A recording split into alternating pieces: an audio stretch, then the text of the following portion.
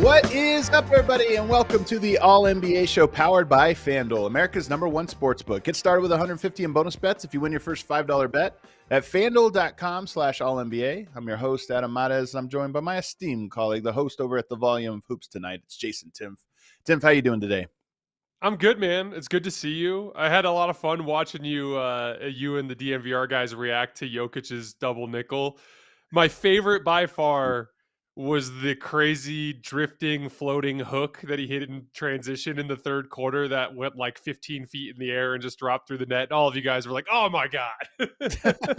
When a guy is in a zone like that, man, there's always a shot or two where you're just like, that's it. I mean, you just can't miss right now. And that one, it's just funny that he even tried it, like it's not a fast break. You never see anybody go to the floater like that for a fast break. And he threw that thing 20 feet in the air. It was crazy. And it was like kind of off to the side a little bit, like almost a little bit like a hook. And then, dude, I pulled this stat for my show yesterday, but every time the Nuggets toss the ball to Jokic in the post, they have a 61% chance of getting points out of that possession. Isn't that it's the most reliable play in the NBA right now. What's funny, too, about the Nuggets, we're not going to do a Nugget show. We did one Wednesday. But what's funny about the Nuggets is they're trying to not go to the post too much in the regular season to save Jokic. But I think part of it is also they're like, we know we score that way. Like, let's not let anybody work on that too much. We'll use that as our ace in the hole. But yes, we talked about Jokic on Wednesday, and then Wednesday night he drops the 55-point, one of his best games of his entire career. So I think we were accurate to say that he is off to a very good start playing some crazy basketball. But really we have quickly, a good show before you go. Have you heard anything about Cam's arm? Have not heard an update on him, and that'll be something interesting. But Christian Braun also had a very weird foot injury in there, so Denver's depth might get tested here. They have a big game in Minnesota tomorrow night. Minnesota's been the team that's had their number. Denver beat them without Anthony Edwards here at the start of the year, but I think it's kind of a meaningful game for Denver to go in and beat them at the full-strength Wolves team if they can do it. So hopefully they'll have their roster to do it. We'll have to wait and see what happens there. But we have a good show. We're going to start by talking about the Raptors today because I have some interesting stuff to say about them. I'm very curious what your thoughts are. Also, Suns, Blazers, Bucks or Warriors, Pistons or Spurs. There's a handful of teams right now in each conference that feel real, and I want to ask you if you think they are real. And then, of course, the best player in the next 5 years. This is always fun. This is one of those ones, JT, we're going to do, and hopefully people clip it, save it on their phone for 5 years and set a reminder, because we're sure, as much as it feels like we can have some confidence in this, you can never predict 5 years down the road. Oh yeah, like that. It's kind of reminds me of the top tier right now. As I was looking at it, I was like, man, you could go in a bunch of different directions here, and any one of these guys could be closer to the top than you think, except for the one guy at the top that I think we probably will agree on. But I'm excited when we get there. Yeah, for sure. And then later on in the show, I do want to talk about a handful of players that have never made the playoffs, that I want to just talk about why I want to see them in the playoffs so badly. But let's start by talking about the Toronto Raptors. They get the win last night in Cleveland. This is a big win, 126-113. And to be honest with you, Jason, the game was pretty easy, I felt. They controlled it. After the first quarter, they kind of controlled the rest of the game. Nothing that the Cavs did to make a run worked. They just got the shots they want. They made the hustle plays. They have now won, I believe, is it 6 out of 7? I have it written down here. Yeah. So they have been on a run here. And last night, the thing that stood out to me, and it's something that's going on in the NBA as a whole, there are a handful of teams, more so than most years, that I think play connected. And what I mean by that is they all seem to be bought into their identity. Whatever that identity is, it can be different. But they're bought into, this is who we are and how we win. Everybody has to sacrifice something. And they do it with incredible hustle, incredible depth. And they just have a bunch of guys who can do a bunch of different things, and they all kind of seem to help each other at the thing they're good at. And when it works and it clicks, you get nights like last night where they put 126 points up on the Cavs and they make it look like a machine. Yeah, I want to focus on the offense too, because we all know Toronto's a good defense. They were a good defense to end last year. Statistically, they're 16th in defensive rating to start the season, but that's because they had a couple stinkers to start the year. They are 4th in defense over this 6-1 span over their last 7 games. They get a lot of deflections. They're long, athletic. They can switch a lot. We can get into that later. But the surprise of the season has been the offense. And, it's kind of interesting because I was thinking about this before the season. That lineup, RJ, like when you look at specifically Scotty Barnes and Brandon Ingram, they're 2 of the better passing forwards in the league, despite kind of having reputations like Scotty has a little bit of that like Giannis light rim pressuring kind of reputation, and Brandon Ingram is lankier DeMar DeRozan kind of reputation, but they're both very good passers. Jakob Poeltl is a good passer at the center position.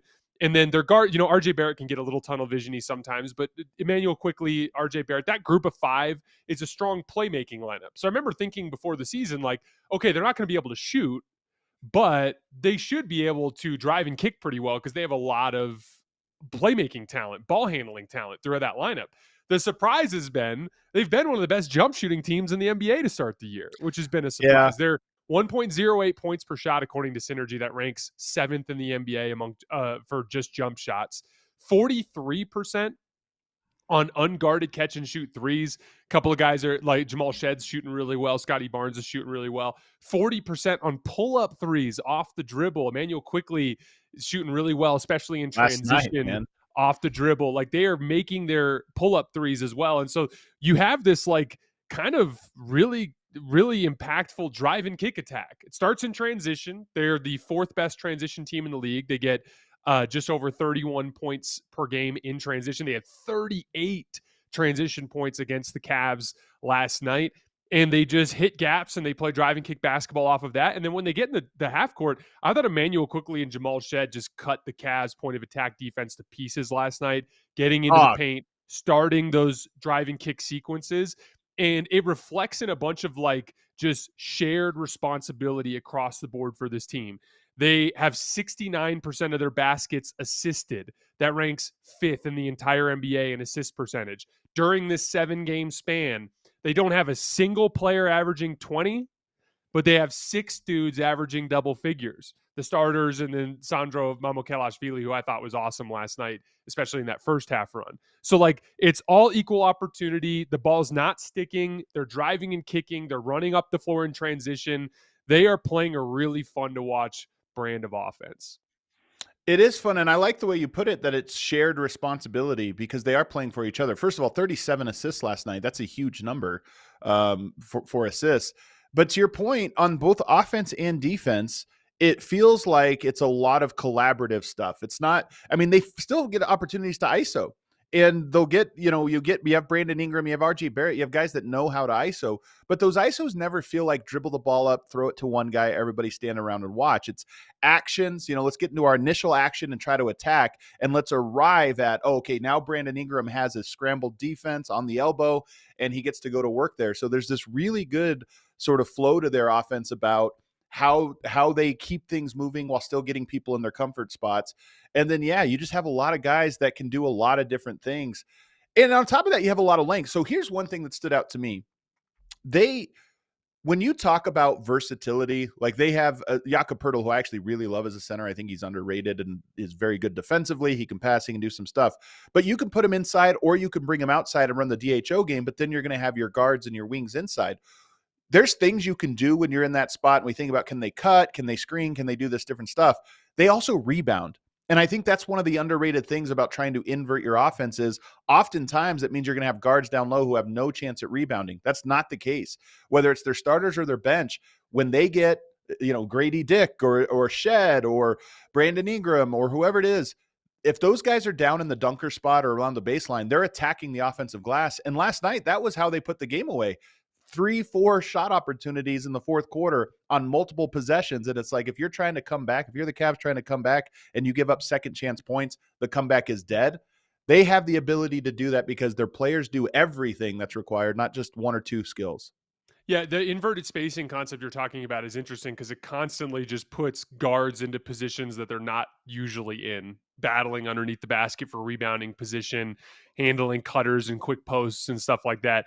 And again, they're 2, 3, 4, like between RJ Barrett and Ingram and Barnes, they're just really big and really strong and really athletic at those three positions. And one of the underrated things I think too with their offense is for a team that's moving the ball a ton. They're a high pass frequency team. They're a high assist percentage team.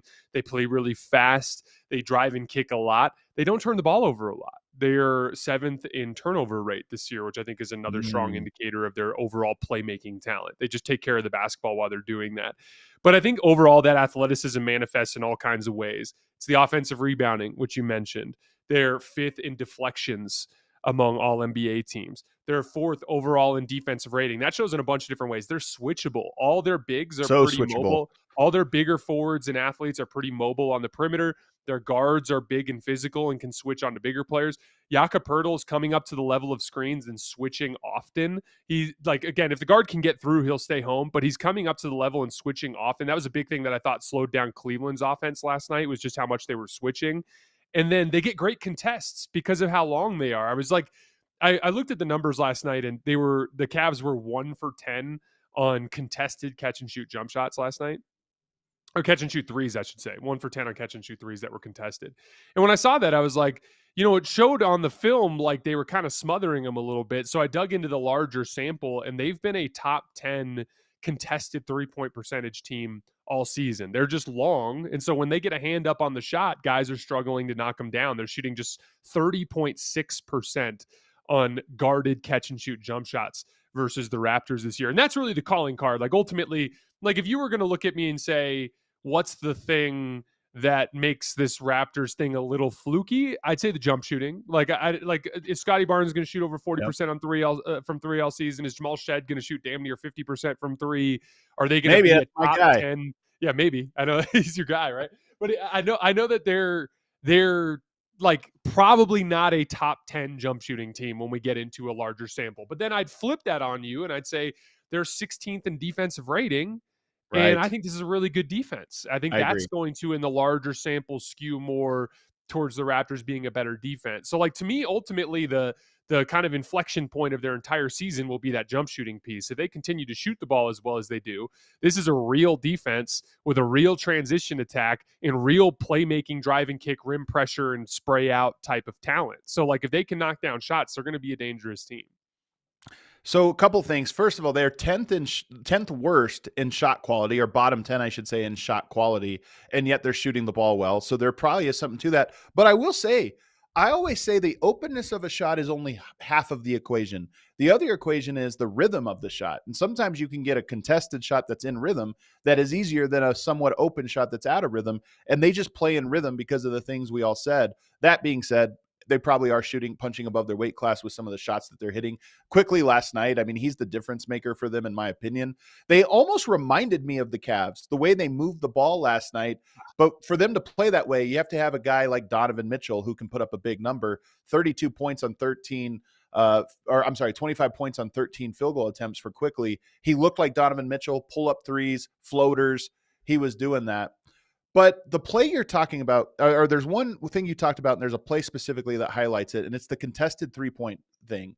Late in the game, the nail in the coffin play, it happened on a scrambled possession. Cleveland was rotating, doing all this different rotations. Toronto was. Cleveland was moving the ball, and they get an open three on the corner, and Mamu runs out at him and gets a contest. And it was like a late contest, but it was just a great effort in a hopeless contest moment. He misses the shot. They get the rebound. Mamu runs out. They throw it over the top, and he kicks it out for a three. It looks like he could have had the layup. Instead, he kicks it out for a three. I think it was Quickly who put the nail in the coffin. And that, to me, I was like, that's it. You get the contest that should have never happened because the guy just gave extra effort at the end of a possession. And then on the other end, he could have maybe had a contested layup, but instead he swung the ball for an open three. And I was like, that's it. That's the team. That's what I just watched in this game. Incredible second efforts and ball movement. And they just do it so effortlessly right now. I love the point you're making about rhythm too, because this is something that I think is more of like the quote unquote basketball is more art than science kind of Yes. idea, where it's so easy to focus on shot quality as a very simple product of like how far is the defender away when the shot is being Right. taken, and like where on the floor and what level of shooter is that player in that spot, so on and so forth. But ultimately, how often a player is touching the ball, how comfortable the ball feels in his hands because he's touching the ball a lot, that plays a role. Where the pass goes, like playmaking talent can have a big impact on shot quality in a different, or in shot result, I should say, just simply based on like, is the pass being thrown into the pocket or is it being thrown out of the pocket? Is the pass on time or is it a little bit late in a way that breaks the rhythm? Them having all these dudes scoring in double figures, but nobody scoring over 20 points a game, them having damn near 70% assist percentage. As a matter of fact, they're over 70% in this 7-game span. When you have those types of elements of ball movement, it feeds into rhythm, which feeds into every player being comfortable with the ball, which feeds into guys knocking down shots. And again, every phase of the game is connected. To your point, that extra contest leads to the transition situation, which provides another opportunity for them to make that extra pass and knock down a shot. I really enjoyed watching that game Me too. this morning. The Raptors are playing some fun basketball. They really are. And I see it here in the comments, still with the 3037, says effortless effort. It sounds funny, but I actually kind of like it. I think they have effortless effort. Like you think about Jamal Shed, that guy, I mean, I love him because he's a dog, but as hard as he is playing, it looks like that's his natural state. You know, some guys, they're playing hard and you're like, man, he's leaving it all out there. Shed just looks like he enjoys leaving it all out there. And they have a lot of guys that are playing that way. Darko's done a great job instilling a culture in that team. And by the way, it's not like a bunch of players, RJ Barrett, Brandon Ingram, Emmanuel Quickly, that I would have just expected to buy into this style of play, but he's got them doing it. They're all doing it. The one thing I'll say about the Raptors and just about how real it is, this run that they're on, I still think in the NBA, a lot of it comes down to who's your best player and how good are they. And they are a team that I don't think I love their best player. I don't even know who it is. Maybe probably Barnes. But I love their second, third, fourth, fifth, sixth, seventh, eighth, ninth best players because they're really high in that one.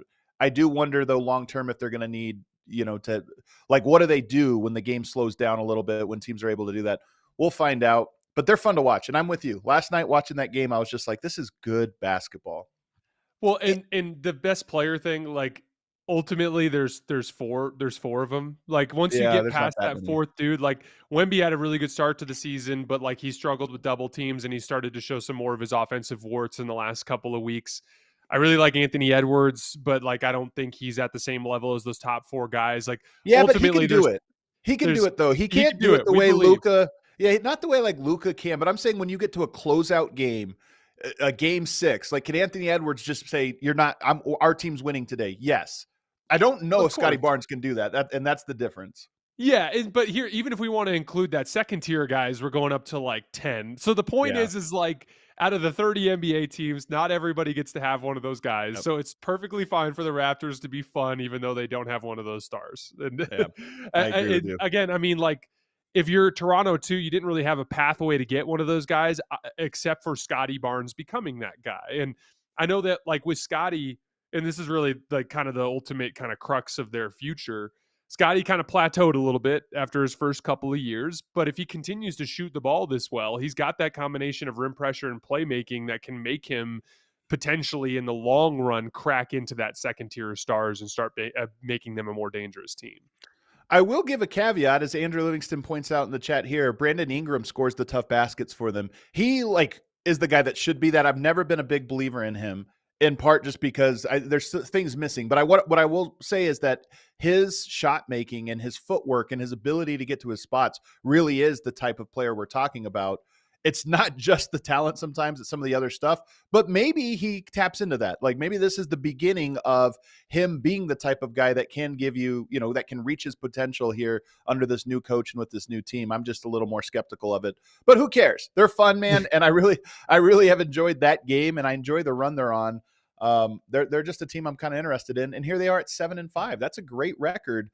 Through 12 games, they're in the playoffs. They're right there with the Bucks and the Heat, who we've been raving about. They're ahead of the Bulls, who had that hot start. So they've been one of the stories for me now of this early part of the season, and I really like them.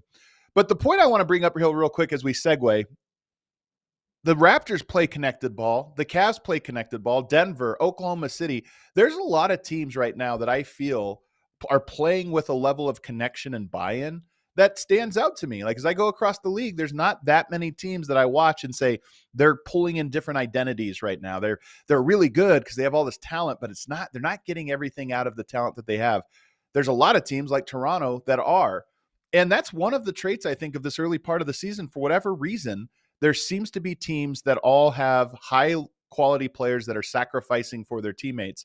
And it just stands out. I hope it sticks because it's one of my favorite traits of basketball is when a team plays together. Yeah, there's a brute force element that you'll see with teams like the Lakers, for instance, with Luka, where they will have. I think the Lakers will look a little more fluid when LeBron comes back, and I mean, for all of the stagnation that you could see with them, sometimes they're still one of the very best half court offenses in the league. But then again, there's a certain amount of like you see it happen in like that OKC game, where when you just keep spamming the same sort of action with a primary ball handler, ball pressure can start to wear them down. The defense can get a little ahead of the rotations because they can see the same thing happening possession to possession. There's a variety that comes from that connective style that you're talking about that I think adds another layer of resilience. And I think like Denver, like you said, it comes naturally to. I think the team that's been most surprising to me in that regard has been OKC. They were a team that was like kind of hard for me to watch on offense last year at times with just how stagnant they could get, especially in the postseason. And like you'd have these stretches where like out of 10 possessions, Shea would shoot a shot without making a pass on like 7 of the 10 possessions. And there's just a greater willingness from Shea to like make that early kick out read and to lean on his secondary ball handlers more. And I think Oklahoma City's starting to gain some of that flow too, which is part of what makes them terrifying. And OKC's connection is on the defensive end. It's on the offensive end as well. But sometimes for some teams, it's just how well do you cover? And this is the thing about the Raptors, to go back to them, veer switches and switchbacks. Those things can happen clunky or they can happen smooth. Toronto was doing their switches at full speed last night in a way that I was like, that's a team that is just connected on the defensive end and on the offensive end. So it's impressive. Another guy I just have to shout out because he's one of my favorite players and I did not catch the game last night. 31 points, 18 rebounds, 14 assists, 7 steals. That's a crazy stat line for Jalen Johnson over at the Atlanta Hawks. 31, 18, 14, and then 7 steals is just a cherry on top. You watched this, or you watched the highlights at least of this. One of my favorite players. How'd he do it? So it's a lot of the same stuff we've seen with Jalen Johnson consistently over the years. Like he's just a really gifted downhill player, both in transition or attacking off of weak side skips. A big one in this game is he was getting downhill off of like little screening actions like DHOs and little wide pin downs and stuff like that. And then he's got that combination of the ability to finish at the basket, but also a really good natural passing feel for like kickouts and that sort of thing. The addition of Onyeka Okongwu's 3-point shot is a huge element to what has been giving them success as of late. Like he's been running that pick and pop with Jalen Johnson and just popping to the top of the key and knocking down threes and hitting threes in the corner off of skips.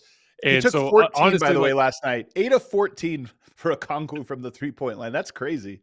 I know. I don't know if you saw the tweet going around from Onyeka in 2022 saying like, next time you guys see me, I'll have a jump shot. Well, it took a few years, but he's starting to demonstrate it. But it's awesome. So that's the natural stuff with Jalen. Like the downhill gift and the playmaking comes very natural to him. But he had this like jump shot making piece last night. The little bit of like a jab step 3 when guys would close out short on him. Guys going under on screens where he has like a little opportunity to shoot, hit a little mid-ranger along the left baseline. That's the third piece, the ultimate counter. Like if, when you look at a stat line like that, you don't get to a stat line like that with any one thing. You're going to get to a stat line like that with versatility. And the ultimate counter to downhill pressure is playmaking and shooting. The playmaking piece comes natural to him. The jump shooting is the ceiling raiser. When he's shooting the ball like that, he's a hell of a player. He's one of my favorites. And here's the thing. That stat line, such a crazy one. 31 points, 18 rebounds, 14 assists, 7 steals. Corey Brewer has a 50-point game. There's these random guys that can put up points, rebounds, assists, and steals. When you put up numbers like that, I'm like, that's a superstar. And Jalen Johnson is one of these guys that I just think is capable of a lot. I mean, he does a lot. He has nights like this, somewhat often. And I kind of just wish I could see a little bit more building around him, because he might be good enough to handle it. He might be a guy that actually is your cornerstone piece.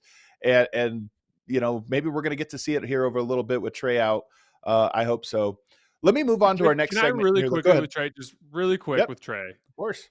I understand the like kind of growing opinion, like, okay, it's ready for Atlanta to move on to this next era. You win 4 games in a row without Trae. They're just looking That's more all it fun to watch. takes. I Yeah. get all of that. But like, I still want to see a larger sample with Trae playing with these guys, because ultimately he's the thing that I think early in the season they weren't defending anywhere near as well. And part of that was Trae, but it wasn't just Trae. Like, as a team, they weren't playing good defense to start the season. It extended far beyond Trae. So like, what I want to see is some of the overall motor athleticism, all the impact that we're seeing from the athletes in the last week, in conjunction with what Trae can provide as like a pace setter and as like an overall half court kind of grease the wheels kind of shot creator. So like, if you do that and it still doesn't look great and you choose to move on from Trae, I'm all on board. But I don't want to bail on Trae until I see more reps of him with this particular group healthy and put together. We might disagree a little bit on this one, but we'll see.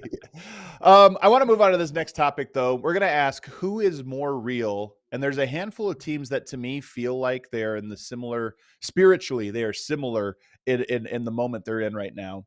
The first one I'm going to ask you: the Phoenix Suns have won 5 games in a row. Talk about connection. They play with connection as well. I mean, Jalen Green's out, and that was kind of a huge bummer. We're excited to kind of see him. He has this great debut, and now he's out for a bit, but they are playing connected basketball. And then on the other side, you have the Portland Trailblazers, who have all this athleticism, all this intensity, and then a couple of very, I think, underrated players, including Deni Avdija. So who is more real, in your opinion, the Phoenix Suns or the Portland Trailblazers? First of all, I want to tip the cap to you, Adam, because you sent me these 3 choices today, and all 3 of them, I was like, I don't know what to go with here. Like, you I just did a love it. great job picking these, Thank you. these choices. So, first of all, feel bad for Jalen Green. This guy was like an Yeah. absolute tank for years, and then the hamstring happens, and this is not the first time we've seen this like hamstring injury for the athletic 2 guard that kind of becomes a recurring issue, and this is obviously a re-injury. So let's hope that Jalen Green's able to come back and get healthy. But statistically, the Suns, they're in this recent winning streak that they're on. They're 4th in defense and 6th in offense. I think they've won 7 out of 8 if I remember correctly. So some really strong metrics there. I lean towards ever so slightly towards the Blazers, though. They've played a tougher schedule. They have 4 wins versus teams that are 500 or better, so a little bit more impressive in the win column.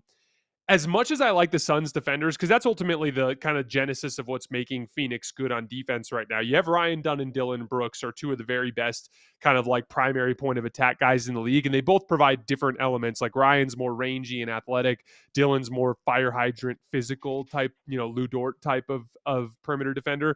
And then their bigs are actually pretty switchable. Like, especially when they get Oso out there, like, he can switch and he can move his feet pretty well on the perimeter. So they've got a lot of defensive talent.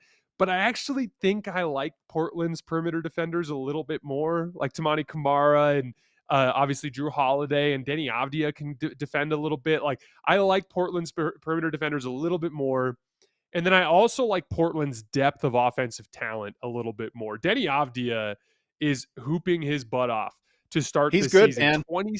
26 points, 6 rebounds, and 5 assists on 64% true shooting, essentially just continuing what was his dominant end of last season. And you want to talk about real? I think the Deni Avdija stuff is real. He is very much like a light version of Luka in the sense that he's this big, strong ball handler who's very good at getting defenders trapped on his hip and on his side and kind of working into the middle of the floor, patiently waiting for the defense to react.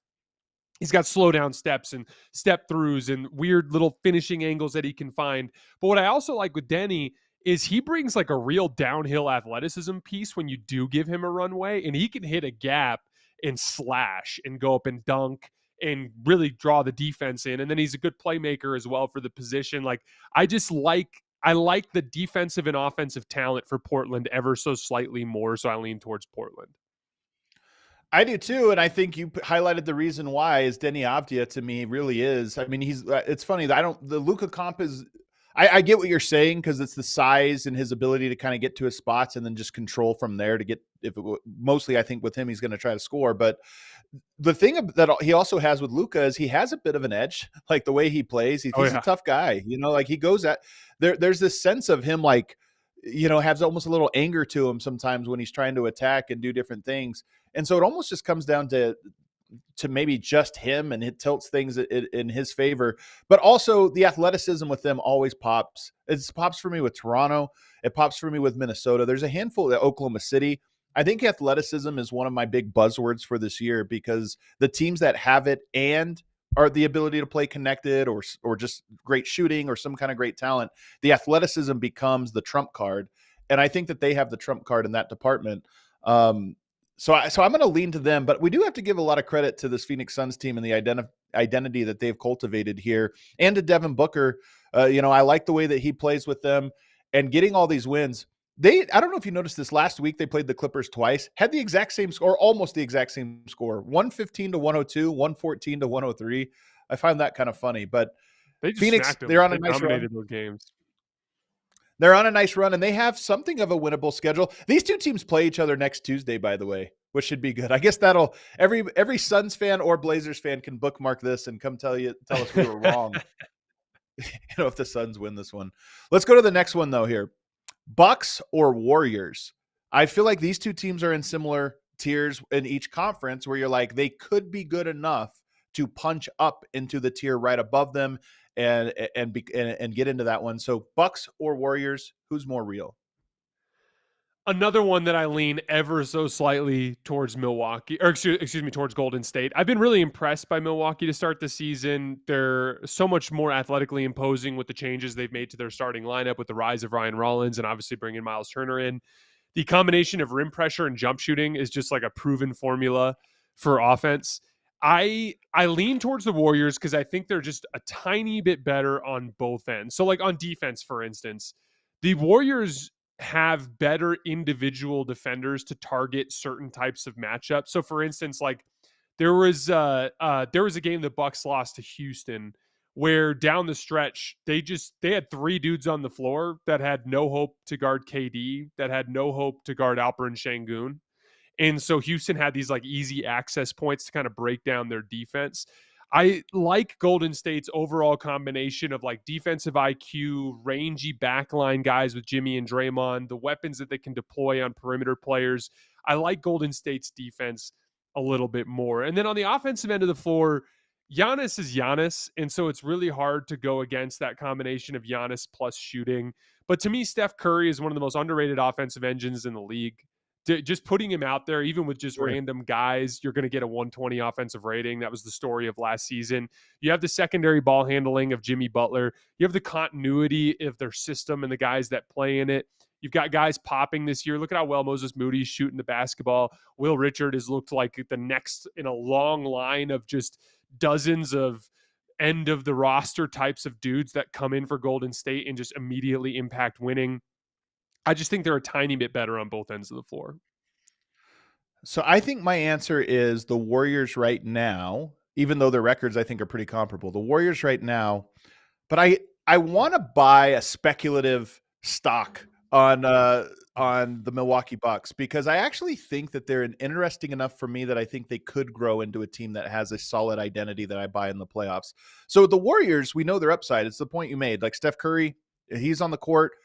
You were talking earlier, there's only 4 guys or something that are number ones. Steph Curry is in that ant category because I don't think you were talking about Steph Curry when you made that, when you were making Luka, that comment. Giannis, and Jokic, to me, are the clear top 4. Yeah.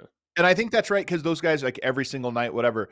But Curry is the next guy in the list to me where it's like, yeah, but you go against him. And is it crazy that he would have 3 games in a 7-game series where he just wins the game for you? No, because he's that good of a shooter and he puts that much pressure on your defense in a unique way. And so that's why I think at this moment we put him there, but I don't like all the stuff that's coming out. You talk about a team that has to win through connection. and we're 12 games into the season and already that's being questioned. Are we all pulling in the same direction? And there's some of the usual suspects that you worry just won't get that as the season progresses, that'll become less connected, not more. Whereas with Milwaukee, I think I'm looking at them as a team that has a new identity. Obviously, it's still Giannis. They're still some of the main characters. But Miles Turner has been a good fit so far, maybe becomes an even better fit. Rollins is stepping into this new role where he looks like he is ready for it, but they haven't fully fleshed out what that looks like. What does it mean? What is the Rollins-Giannis two-man game? That's going to be very different here in 4 months than it is right now. So I think right now I'd say the Warriors are more real, but I'm going to buy the Bucks will be more real in March. I like this take. The Warriors, too, are somewhat not fully formed because who knows what they end up doing in terms of tweaking their roster. I have to say, I was venting about this on my show yesterday. I thought it was so lame that the Warriors vets were so pointed about the young players after the vets played like crap They and got hate their those butts kicked guys. by the Thunder. I know, They and it's hate like, those and guys, that's my man. You can thing. Is just like, tell. just get him out of there already. Like, I'm so sick of this. I'm so sick of this. Like, okay, we're empowering him. We're giving him the shot. He's in the starting lineup. As soon as things go south, like Kuminga had 5 turnovers in the Thunder game. It wasn't his fault that they lost. And Steph was awful in that game. He was amazing against the Spurs the next night, but like he was bad against the Thunder. It was part of why they lost. And like I just thought it was lame that they kind of went passive aggressive like that. And frankly, I'm just kind of ready for this era of the Kuminga with the Warriors situation. I'm just ready for it to be It is done so that annoying. everyone can move on.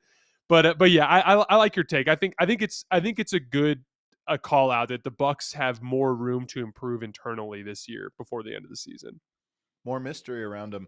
The last one I have for you, I love this one. More real. The top of the standings or near the top of the standings in each conference. The Detroit Pistons or the San Antonio Spurs. So this was a tough one for me. It was weird. When I first saw it, I was like, oh, Pistons, easy. But then when I Yeah. started to think about it more, I ended up landing on the Pistons, but very close. It's weird because statistically, the Spurs have been the better offense and the Pistons have been the better defense.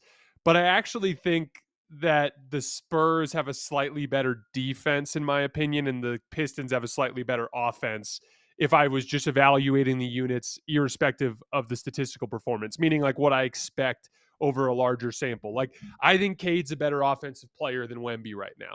I think the Detroit offense overall is a more resilient offense over a larger sample than San Antonio's offense. That said, San Antonio, with their physicality from the guard position and with Victor Wembanyama just being Victor Wembanyama, I think, and the Spurs have played a pretty tough schedule to start the year. I think the Spurs have had are a better defense in the larger sample. What caused me to lean slightly towards the Pistons is there's this like size, strength, and physicality piece to Detroit, especially in their front line, but then magnified by Cade, their ball handler, that I think really translates well to the postseason. And we saw them cause real problems for the Knicks in the first round series with their front court physicality. Jalen Duren is like chewing up teams and spitting them out this year, finishing around the basket and grabbing offensive rebounds. So it's super close for me, but I lean towards Detroit because I trust their offense a little bit more. And I think their physical, big, strong defense translates to the postseason a little bit better.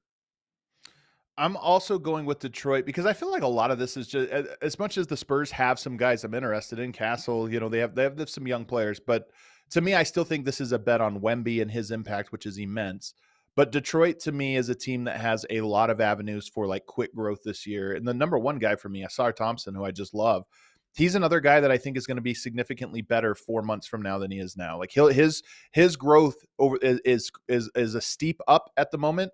And then you talk about Jaden Ivey, who hasn't even joined the team yet. Maybe he never will. I feel like this is one of those like we've just been waiting for this for forever. And I know, and honestly, it's almost like I'm getting worried about that at the moment. But Jalen Duren breaking out right now. Ron Holland's another guy that can make a leap. So they have just a lot of guys that I think will improve, and they're 10-2 to start. A lot of that is that Cade Cunningham is on a short list of guys that when he is playing, you're playing at their pace. So Detroit's going to always be in their comfort zone because you're not going to force them to play a different style. That's such a valuable thing. Even Wemby, as great as he is, teams can dictate style and pace against him. The Phoenix Suns were able to dictate how that game was going to be played. I feel like Cade is one of those guys where you can make things difficult on him, but you can't dictate what style of play and pace of play it's going to be. So I'm going to go with Detroit on this one. But this one I think might be the toughest one, because the truth is Wemby is that good that we might be overthinking it. And it's like, yeah, one team has Wemby, so what are we doing here? I was watching the Spurs Warriors game on Wednesday night, and I'm like, man, Draymond's doing a number on Wemby. And then I look at the box score at the end of the game, and he's got like 31, 15, and 10. I'm like, this guy's ridiculous. Puts it up fast, man. We got to take a break, man. We went long on this first segment, but on the other side, we're going to be talking about the top 5 players in 5 years, a list that is certain to be 100% accurate, and you can set your watch to it. We're going to do that on the other side. First, you guys know that moment, the one where you realize you left your favorite sunglasses at the beach or on the roof of your car, at a gas station 3 states away. Well, we've all been there. I've been there too, but fortunately, Shady Rays has changed the game. They've got sunglasses that are made for real life. They're seriously good looking, polarized, durable, and not stupidly expensive. And the wild part is, if you lose or break them, even on day number 1, Shady Rays will send you a brand new pair. No guilt trip, just replacements. So now you can wear your sunglasses without fear, on hikes, at concerts, on the boat, wherever.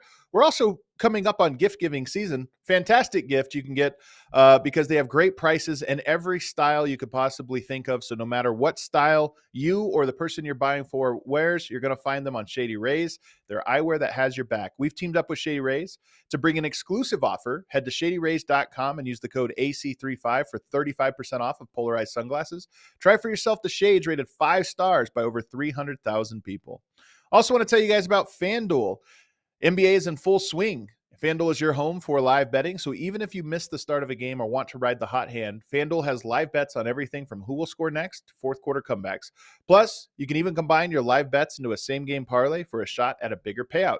However you want to play, now is the perfect time to join, because FanDuel is giving new customers $300 in bonus bets if your first $5 bet wins. So visit FanDuel.com/AllNBA to sign up today. Play your game with FanDuel, official sports betting partner of the NBA. Must be 21 or older and present in select states. For Kansas in affiliation with Kansas Star Casino, or 18 plus and present in D.C. First online real money wager only. $5 first deposit required. Bonus issued as non-withdrawable bonus bets, which expire 7 days after receipt. Restrictions apply. See terms at sportsbook.fanduel.com. Gambling problem? Call 1-800-GAMBLER or visit fanduel.com/RG. Call 1-888-789-7777 or visit ccpg.org/chat in Connecticut, or visit mdgamblinghelp.org in Maryland. Hope is here. Visit gamblinghelplinema.org or call 800-327-5050 for 24/7 support in Massachusetts, or call 1-877-8-HOPE-NY or text HOPE-NY in New York. All right, back here, segment 2 of the All-NBA show. You know, man, the conversation's good when we go really long, like 20 minutes too long in segment 1.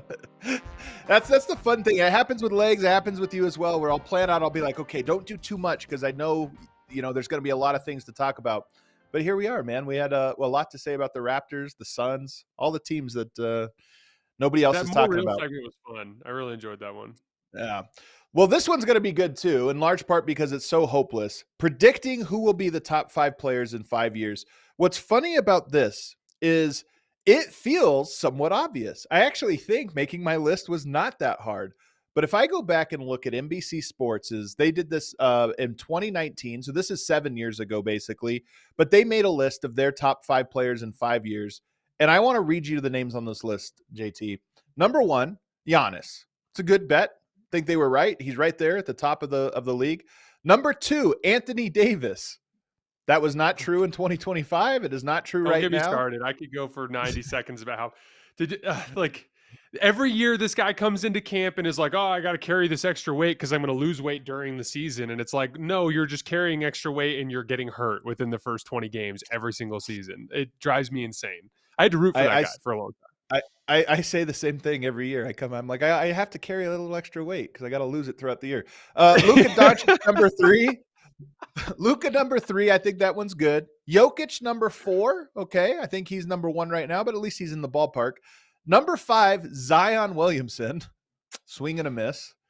Number 6, Kawhi Leonard. No, whatever. Number 7, Karl Anthony Towns. Nowhere close. Then we go Donovan Mitchell. Number 9, Ben Simmons. This was predicted that Ben Simmons would be a top 10 player in 2025. Then you had Trae Young. And the list kind of goes on and on. But it shows you that no matter what you think, there's going to be some player who blows their promise. It's like, oh, this guy's going to be great for a while, and then they just become good or drop off. And there are some guys that you think are going to drop off. I mean, LeBron James, this was supposed to be for last season, by the way. I think he came in at like 44th, which makes sense because in 2019 he was Yeah. old. But here he is Nope. 6 years Sixth in later. MVP voting. It's just absolutely insane. So let's do this. We each made a list. I'll start by giving you my number one, and then you can tell me if it matched up with you. But I think our number one might be consensus. It's Victor Wembanyama. I don't think it is a stone cold lock. I do think there is a world where he is merely good, but doesn't grow into all of the parts of the game. But I'm not betting on that future. I'm just betting that his defense is already number one in the NBA, I think by a mile, and that he will just slowly over the next handful of years become a guy that just figures out all of the offensive game and will be number one. Yeah, like what I look at with him is he's guaranteed to be the best defender in the league at that point in time. Yeah. And then with his offensive development, there's a wide range of potential outcomes, but I do think there's a few things that are safe bets. Like, I think it's a safe bet that he's like a low to mid 40s 3-point shooter. I believe in his 3-point shot in the large sample. I think he'll be a very good stretch five. I think that he'll get better at taking care of the basketball. Like, he'll just get so used to seeing double teams and just handling that he'll become a better passer.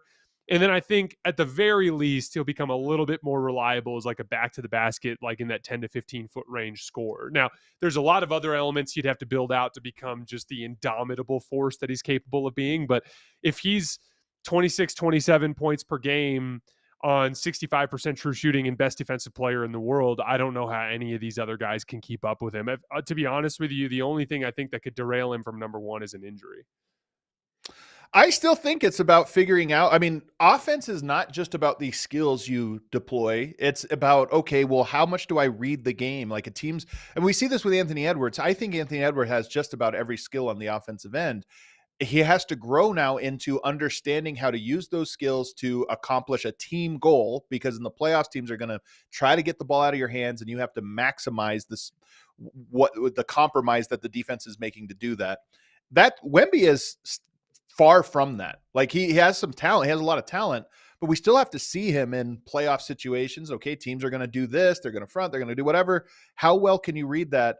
I just think that takes time, and some guys never get there. I bet that he will get there within the next 5 years, but it's just not a given to me. He might merely be a very, very talented guy that never sort of understands the chess match of basketball on the offensive end.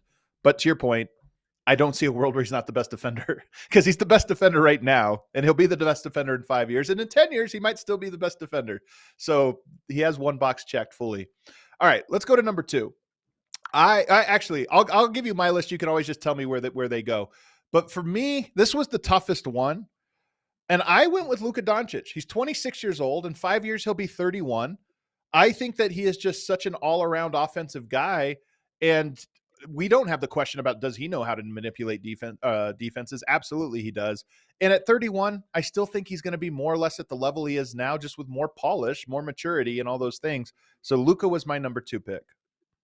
Yeah, I look at number two as well. It is also the toughest one. I had 5 guys that I considered for the next 4 spots, and you could kind of jumble them in a bunch of different ways. I think there's one guy that's clearly the last man out, which to me was Cooper Flagg. I just think it's going to be really hard for him to pass those other 4 guys, but we'll see if he ends up making your list. We'll see here in a second. For Luka, though, what I looked at was like, I just think with Shea, there's a little bit more dependence on his foot speed, to where if he drops just a tiny little bit of a foot speed kind of advantage, it could turn into like, now he's taking a lot of over the top shots and he's just not that big of a ball handler. Luka to me kind of plays already like a 32-year-old. So like, It does, yeah. You're right. Like, I don't really see too much of Luka lost a tiny bit of a step and now he's not impactful anymore. If anything, he's just going to be a much better shooter at that point in time. I think Luka is just the best bet as a still going to be every bit as good of an offensive engine then as he is now. And 31's not that old. I mean, Jokic this is his age 31 season. I mean, you see the level of play he's at. Luka's, the health and conditioning is always going to be it's going to be a question for him for a while. But I'm just counting on the fact that he will be at least what he was in Dallas, which is a top 5 player. And I think that's a lock. So the next guy, and this is where it was tough. I went with Shea. Shea is older. He'll be 32 in 5 years. But I think that his footwork, his touch, his length, those things I don't think will be diminished. He's also a skinny guy. I think that ages well. Tall, skinny guy, that'll age well. I just don't know that his game is going to drop off at age 32. I think he'll still be at the level of play he's at now, again, with probably more confidence and polish and a successful career behind him. So that was my number 3. And I think those 3 guys, I can argue about the guys after this. 2 and 3, you could argue either way. But I think Shea is clearly the 3rd here on this list for me. So first of all, I want to clarify too, the point you made about Luka. This is the one thing that I thought about when I put him number 2, where I was like, I'm not sure, is like, does he end up degrading physically faster than others because he hasn't taken care of his body? And like, I think he's at a crossroads right now. Like, I think if he starts taking care of his body right now, which he has, and he sticks with it for the next 5 years, I think he'll be that guy. But I think that he could also go the other direction and start suffering some nagging injuries that kind of pile up and lead to more body weight issues and so on and so forth. To me, number 3 was actually really tough. I put Shea, but I heavily considered Cade Cunningham here. In one hand, I have always been more drawn to these big playmaking players. It's been my Me favorite too. player throughout the years. LeBron, Nikola Jokic, Luka Doncic, and now Cade Cunningham. I just think Cade, as soon as he becomes a more reliable jump shooter, he's already so good as like a physical downhill player and playmaker. If he can clean up his turnovers and become a better jump shooter, he to me is every bit as good as these guys at the top of the league. And the ultimate kind of like determining factor as to whether or not Cade can supplant Shea to take that number 3 spot, I think will come down to Shea in his mobility. If Shea can still move reasonably well at 32, he's going to still be the 3rd best player in the league. But if he drops off with his drop, because a big part of Shea's game is his ability to get to the rim too. That's another thing that we have to factor in here. And he can Yeah, but he counter gets that to by it like becoming a better. he gets there like Go ahead. Luka does, though. Don't you think he gets there like Luka does, where it's not? I mean, he does have quick twitch, burst or this or that, but he kind of gets you just off balance and then inches his way to the basket. And I don't know if that's going to age by 32. It will age at some point, but I feel like at 32, he's still going to be able to do that crafty stuff to get to the rim. For sure. It's not the crafty stuff for me as much as the long steps. Like Luka doesn't Yeah. make very many super athletic drives to the rim. It's more kind of like once he gets you out of position, he just kind of rumbles down because he's bigger than you. Shea will take these like really long steps that are hard on the hamstring, that are hard on the knee, that I think could potentially suffer a little bit as he gets older. But to your point, I still have Shea 3. I'm just saying, like, what got me on the fence between him and Cade is like, what if Shea loses a little bit of a step and isn't as good at shooting over the top at his older age, and Cade improves as a jump shooter and takes care of the basketball better and just becomes basically Luka light? That's where I could see that being complicated. But I did go with Shea at 3 and Cade at 4. Here's the thing about Shea that gives him the upside too is he's not a great 3-point shooter. He's a good one. He's not a great one. And that is the thing that guys seem to add. Now his shot is so weird and his like footwork on it is weird. It's almost like his shot is designed for mid-range. But if he does become a more reliable 3-point shooter, then it just extends out even further how far you have to guard this guy. So that's one thing. And he's taken more threes, his step back is his go-to, and step back 3 now extends it to a whole new range. And I could see in 5 years where that's just ticked up just 3 or 4% to where it's like, man, now he's a 3-point threat on that thing. And I could see that happening. Let's go. My next one. So we're going to differ here. My next one was Anthony Edwards, who I think I just always overvalue, but I just think that he is such a powerful player. He's young enough that he will actually be in his prime. I think 29 years old in 5 years. And so I went with him, but it sounds like this is where our lists diverge. So I had Ant 5. Once again, I think Okay. it's really close. Ultimately, what it comes to for me is like, you had mentioned that part earlier when we were talking about Wemby, about like really seeing the game and like processing the game in the half court, and how Ant has every skill in the book, but how that has been the piece that's been kind of lacking for him over the years. I don't really think he's ever going to figure that part out to some dramatic extent. I think Might be Ant's true. pathway forward to improving into the conversation to where he's like a bona fide top tier guy is him adding the Shai Gilgeous-Alexander mid-range games so that he's a more dependable half court scorer. And then I think he needs to become a better defensive player, particularly off the ball with his attentiveness in the scheme. I think if he cleans those two things up and becomes that reliable short range scorer, then he's just such a good scorer and such a good two-way player that he has to be on this list. But to me, that Cade Cunningham, like, can I like give the ball to this guy and have him solve the half court chess match in a playoff series against the best defenses in the world? I've always kind of skewed more towards that kind of guy. And like, so for instance, take Shai versus Ant. I think Shai is a substantially better processor than Ant too. And so like that's kind of what gives him a leg up for me in this discussion. So I love Ant. Like we've talked about this before. Ant's one of my favorite players to root for. There's like this like kind of vintage sentimental part of my view of the game of basketball that comes through with him that I love. But I think he's kind of destined to always be the fifth best player in the league because I think he's going to get passed by some of the better passers that come up from underneath him. But maybe he is a guy that gets into playoff series and beats one of the guys ahead of him just off of a huge Yeah. scoring binge or what have you. But I think I hate to say it because you saying this, I want to disagree, but I don't. I do worry that he'll never become the great processor because to me, that's just the game has moved into a place where you can take out one guy. It just comes at you compromising yourself on the back end.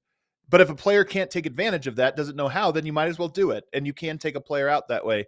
And I do worry that he might become that. But I'm on my list. I'm still betting that he gets good enough that he can be at the fourth best player. And then we diverge really quickly. What if he's the Kawhi of this era? To your point, the guy that's never the best player, never really considered even in the conversation for the best player, but that always goes toe to toe with the best players and wins a couple times. Like what if that ends up being his journey? You know what I mean?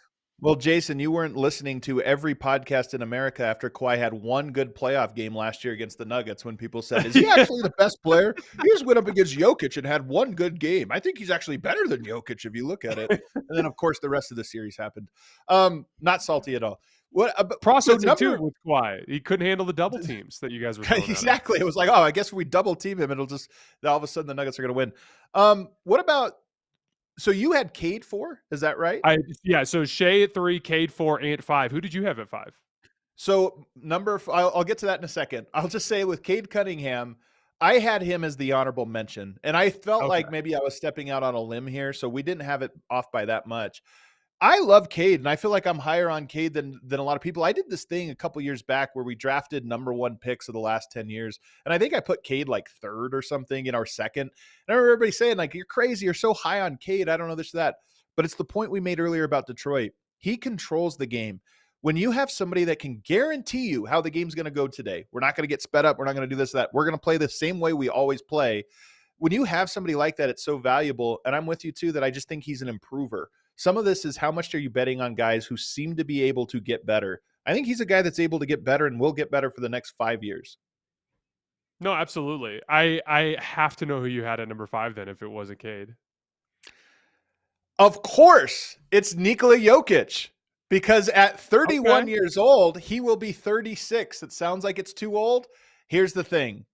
Tim Duncan was first team All-NBA at 36 years old and went to the finals. They lost. That was 2013. He won the finals at age 37, but he was first team All-NBA at 36 years old. Do we really think that Jokic's game, especially on the offensive end, is going to age worse than Tim Duncan's did? I don't. And here's the thing. We're in year 11 with Nikola Jokić. This is his best year. We're not even at the top. I keep wondering, like, okay, what's it look like when it starts to plateau? This is better than he's ever been, more dominant than he's ever been. And when we talk about can guys improve, I think Jokić reminds me a lot of LeBron James in that LeBron had 2009. And it was like, my God, his athleticism is crazy. Everything he does, this is the peak. It was his best statistical, like advanced stats. That was his best year. But then he had the 2013 peak, which was like, okay, now he's figured out efficiency and he's starting to manipulate the game, not just a force of nature that puts you on your heels, but now he's starting to learn how to manipulate it and he's efficient and his athleticism is still up there. But then to me, he had his 2018 peak, his 16, 17, 18 peak, which was where he had clearly lost some of his athleticism. His efficiency was still sky high, but his manipulation of the game took on a whole nother level where it was like, okay, whatever he lost athletically, he has gained in his ability to understand everything that is happening at every second. Jokic to me is in his 2013 era for comparable to LeBron, where it's like, okay, he's just so hyper efficient, he can do this. But his manipulation of the game is improving. It's not stagnating. It is actually getting more powerful and more strong. And I just think he might be one of these guys that has a late LeBron peak where it's like, okay, he's lost some of the stuff that he used to do, but he's even more dominant in just making sure the game goes exactly to the script he outlined. I think this is a good take. I don't really have any pushback. You're right in the sense similar to what we talked about with Luka. Like I don't think he's necessarily someone that depends on foot speed. The reason why I personally didn't put him on this list is I kind of viewed him in like kind of where Steph and LeBron are now, which is like I look at him as a guy who probably on any given night could still be the best player in the world, but maybe can't maintain it night to night the way some of these younger guys can. But like ultimately what you're pointing out is what Jokic could be at 36 all makes sense to me. I think he could still be very much in many phases of the game as impactful as he used to be. And then just like you said, a couple differences. You might have to be a little bit more manipulative. You might have to be a little bit better of a 3-point shooter. You might have to work on a couple of different things to counteract some small deficiencies elsewhere. But I think it's certainly possible. I'm going to flip this on you though. Is Jokic still in the NBA in 5 years? I think this is to me, and I would bet on this heavily. I think this is the most overstated part about Jokic. You know, like, oh, he just wants to retire and get out of here. I think there's a variety of personal and financial reasons that he will be in the league in 5 years. Number one, I think next summer he signs a 5-year extension with the Denver Nuggets, and it's going to be a very valuable extension. So that takes him through that alone. Does he play after that? I don't know. It kind of depends on the level because I don't know that he's going to be a guy that just becomes a bench guy and plays an extra 4 years. I don't think that'll happen. But as long as he feels like he can be the best player on the court at any given night, I think he'll play. I think that's going to be at least through one max contract. But more than anything, man, and Bill Simmons had our guy Tim Legler on his show last night, and I'm listening to it. And one of the takes Bill had, and I kind of agree with because I know this to be true of Jokic, even if he never says any of this stuff publicly. Bill said, Yoke looks like a guy who kind of sees that everybody's talking about Wemby and talking about Shea and Giannis, and he's out there to prove a point that, no, I'm still the best. I don't know if he changes the way he plays, but I do think Jokic believes himself to be the greatest player in the NBA and believes himself better than all of these guys that are in the tier with him. And I think that he secretly plays with a little bit of that chip on his shoulder. And I just think he's going to be in the NBA as long as he feels that chip. And I think he's going to feel that chip in 5 years. Yeah, I think you're right. I had to just point the question at you just because I was curious. But like, yeah, I think that I would put him over a Cooper Flag, for instance. So no lower than 6th for me. And like, could I see a Jokic being better than Ant or Cade in 5 years? I think it's certainly possible. I'm not going to push back too much on that. Is it possible he's just the same? I mean, maybe it's, Yeah, like, I mean, you know what I mean? Is that what you're saying? Well, I'm just saying LeBron in 2013 or LeBron in 2017. To me, it's like, I don't know which one I would take. I know everybody would say 2013 because the PER is going to be higher or whatever. But when I watched LeBron in those finals, those hopeless finals in 2018 in particular, the 50-point triple-double or whatever masterpiece he put on in game 1 of the finals against the Warriors in a losing effort, I was just like, yeah, but he's never been better than this at manipulating the game. He is in such control of it. And I just wonder if Jokic will be like that, where 5 years from now, we're like, yeah, he's not really worse. It's just different in his effectiveness. Look, to your point real quick, LeBron in 2020 was the best player in the world still. Yeah. Like he legitimately was the best player all regular season and then kicked everybody's butt in the playoffs, and he was 35. So like it's not outside of the realm of possibility for a guy in that 35, 36 range to still be the best player in the world. Like the guy that everyone was thinking against LeBron at that point in time was Giannis, and Giannis just couldn't score in the half court still at that point. Like when it came to like the high leverage playoff moments, he just wasn't nearly as good as LeBron. And so like, that's the other thing too, is there could be guys on this list that are like, maybe for the 82, you'd take over Jokic, but then you end up in a playoff series and you're like, oh shit, 36-year-old Jokic is just better than these guys. And first quarter, second quarter, you would, but third, fourth quarter, you wouldn't. So Yeah. I think it might be in that realm. Jason Tatum was an interesting consideration here. It's one guy we didn't talk about. He'll only be, I think, 31 or 32 years old. He's a really good player, man, and I think there's a chance that he is still in this conversation. I couldn't make the argument ahead of those other guys. Yeah, and especially coming off of a surgically repaired Achilles, when literally like the case for Tatum, because he's not that good of a shooter and he's not that good of a shot creator compared to the top guys in the NBA. His case is versatility. It's that he can do a little bit of everything, which is a byproduct of him being 6'10" and super athletic. And when he loses some of that athleticism, I think it's going to affect him in some of those areas.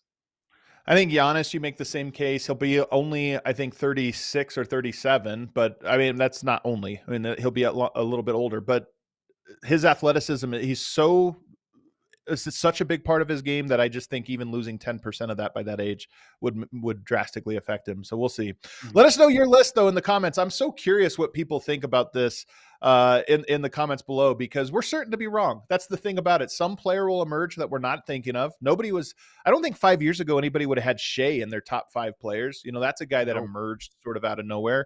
So it's always fun. You never really can truly see around the corner. We went long today. So we're going to have to save our guys that we want to see in the playoffs for the first time for maybe next week, because it's a good conversation, but we're going to have to put a pin in it. Instead, what we're going to do is we're going to end with our FanDuel duels of the night. And as it is, it's our FanDuel duels of the weekend. You can download the app and use the code ALLNBA to receive $300 in bonus bets if you first deposit wins of $5. Let's go to the games of the weekend. James, what do you have for us? Friday, Heat at Knicks. Knicks are 5.5 point favorites. Always, I think that's a good matchup. Sixers at Pistons. Ooh, I'm really into this one.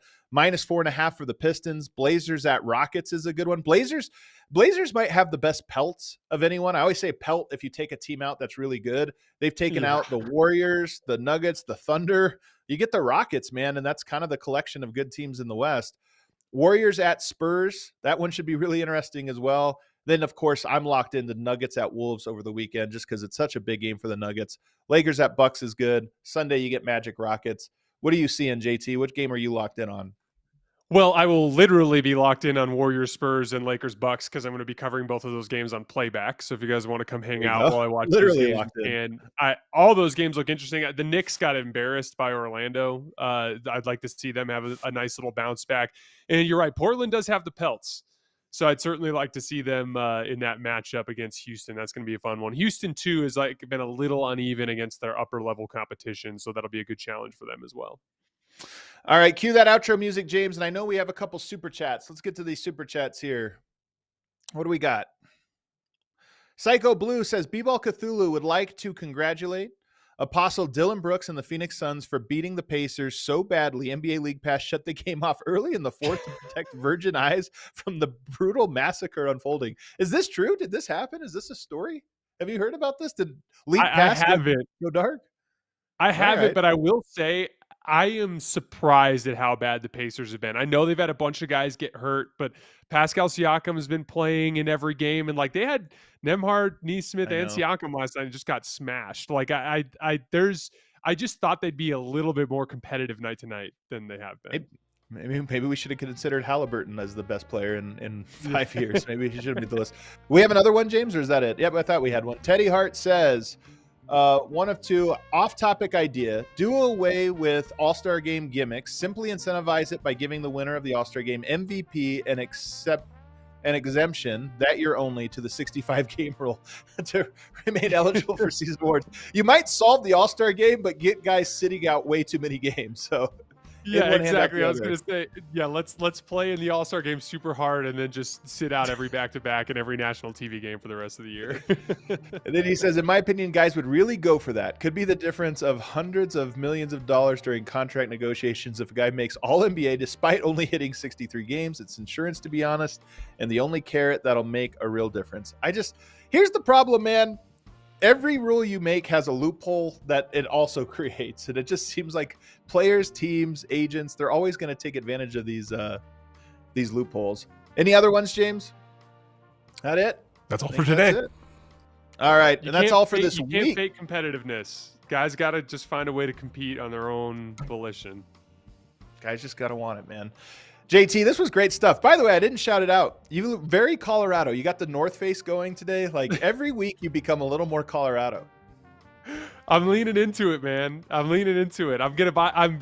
I finally set to buy some new skis too. I'm getting set up for the season. Allegedly, there's gonna be some snow in the next 10 days. We'll see if that actually happens. Allegedly. Everybody, we hope you enjoyed this one. Make sure you subscribe so you never miss anything. We'll be with Mark Stein over the weekend, and then we'll be back with Legler on Monday. Hit that like button for us on the way out. Have a great weekend.